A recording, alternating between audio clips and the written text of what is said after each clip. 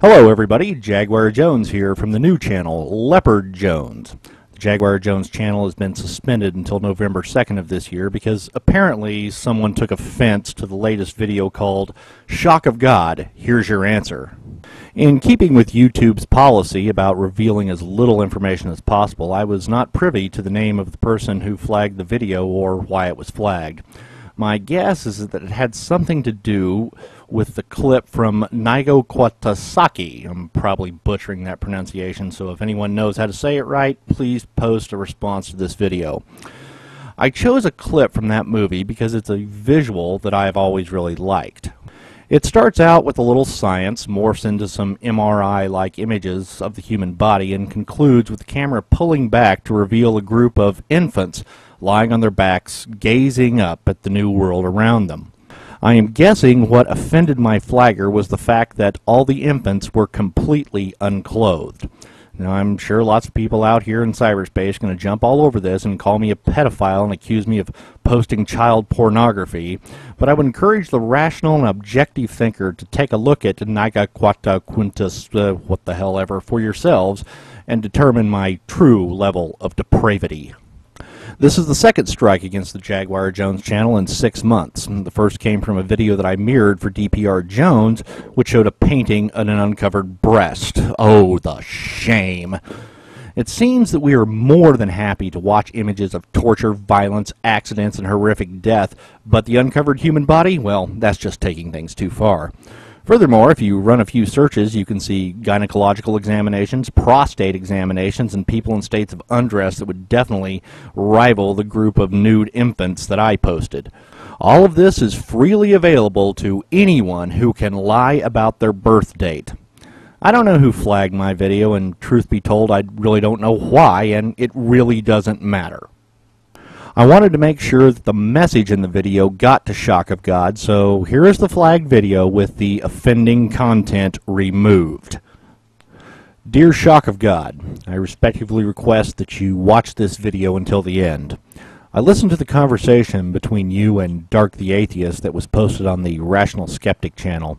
You really seem to want an answer to the question, provide proof and evidence that atheism is correct. First of all, the way that you're phrasing this leaves you wide open to getting a taste of your own medicine. We need to establish some definitions first. An atheist is one who lacks belief in one or more gods.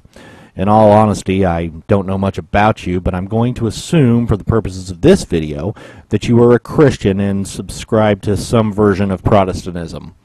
For all I know, you could be a Catholic, Muslim, Jew, or Raelian.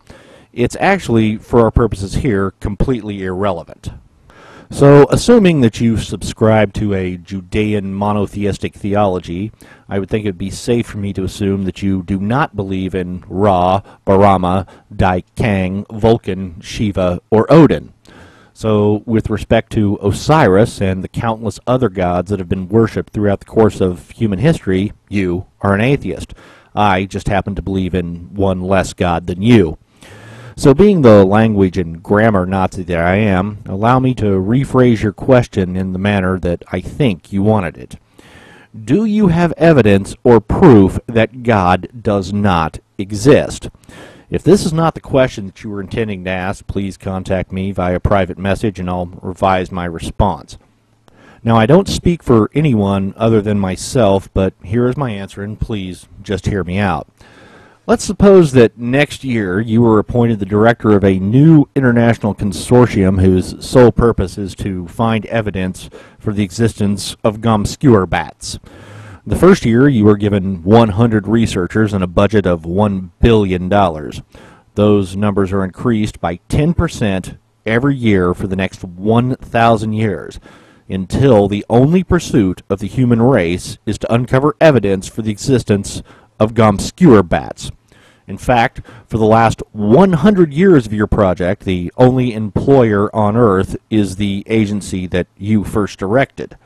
After 1,000 years of research, the absolute best statement that could be made is this: there is no evidence that gomskewer bats exist. However, this fact is not proof that gomskewer bats do not exist. In fact, it's not even evidence that gomskewer bats don't exist. It only means that thus far no evidence has been found that would lead anyone to believe that obscure bats do, in fact, exist. The same thing can be said about the existence of God. Thus far, no evidence has been presented to or uncovered by me that would lead me to believe that one or more gods do in fact exist. Since by implication it is the theist, that's you, SchlockOfGod, is making a positive claim that of God existing, it is incumbent on the theist to provide positive evidence of your claim. Just like in a court of law where, in the United States at least, we have the presumption of innocence. No one has to prove that they didn't commit the crime they are being accused of, but rather the accuser has to prove they did. After all, we don't want to lock someone up and throw away the key without a compelling body of evidence that leads any reasonable person to conclude that someone did commit the crime they are accused of. So, now the money shot.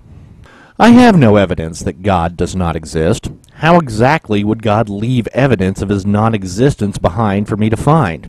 By the same token, I have no evidence that there is a colony of underwear-mining gnomes on Saturn. That doesn't mean they aren't there, it just means there's no evidence for them. Furthermore, I would find an insistence that there are underwear-mining gnomes on Saturn, well, irrational. So if you would, indeed, like to have an honest and civil debate with someone who lacks a belief in God, I would be more than happy to oblige you. In fact, I think there are more than a few out here in cyberspace that would oblige you, and none of them really need my help. You know, Dark the Atheist might be a good place to start.